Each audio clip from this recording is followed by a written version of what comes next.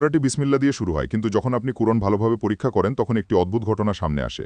সূরা আত-তাওবার শুরুতে বিসমিল্লাহ অনুপস্থিত, যা একটি স্পষ্ট ভুলের ইঙ্গিত দেয়। তবে এই ভুলের ক্ষতিপূরণ দেওয়ার জন্য সূরা আন-নামালের সাথে বিসমিল্লাহ যোগ করা হয়েছে। ফলস্বরূপ সমগ্র কুরআনে বিসমিল্লাহর মোট সংখ্যা ১১৪টি রয়ে গেছে, যা মোট সূরার সংখ্যার সমান। এটি কোনো কাকতালীয় ঘটনা বলে মনে হয় না। এটি আমাদের বলে যে বিসমিল্লাহ একটি আদেশ। মনোবিজ্ঞান বলে যে আপনি যে শব্দটি দিয়ে শুরু করেন তা আপনার মস্তিষ্কের আবেগগত সুর নির্ধারণ করে। বিসমিল্লাহ ব্যবহার অহংকারকে দূর করে। আপনি অভিশাপ নন, এটি উদ্বেগকে নরম করে। নিয়ন্ত্রণ আপনার নয়, তবে করুণা উপস্থিত, এটি বিবেককে সারিবদ্ধ করে। এই কারণে ইসলাম বলে যে প্রতিটি কাজ বিসমিল্লাহ দিয়ে শুরু করুন। এটি আচার নয়, বরং জ্ঞানীয় পুনর্নির্মাণ। আদেশের আগে অস্তিত্ব। এখন দর্শনের দিকে তাকান। আল্লাহ চাইলে তিনি সরাসরি আদেশ দিয়ে কুরআন শুরু করতে পারতেন। ধরুন আপনি এটি অনুসরণ করেন, আপনি শাস্তি পাবেন।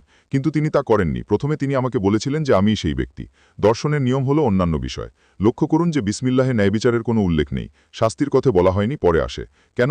কুরআনের জোর রহমত, দায়িত্ব বোঝার উপর। জবাবদিহি মনোবিজ্ঞান বলে যে ভয় অনুপস্থিতিকে অস্থায়ী করে তোলে, অর্থ অনুপস্থিতিকে স্থিতিশীল করে তোলে। বিসমিল্লাহ নীরব বার্তা হিসেবে অর্থ প্রদান করে। বিসমিল্লাহর সবচেয়ে বড় রহস্য হলো আল্লাহ তার নামকে তার রহমতের সাথে যুক্ত করেন, অর্থাৎ আমাকে চিনুন।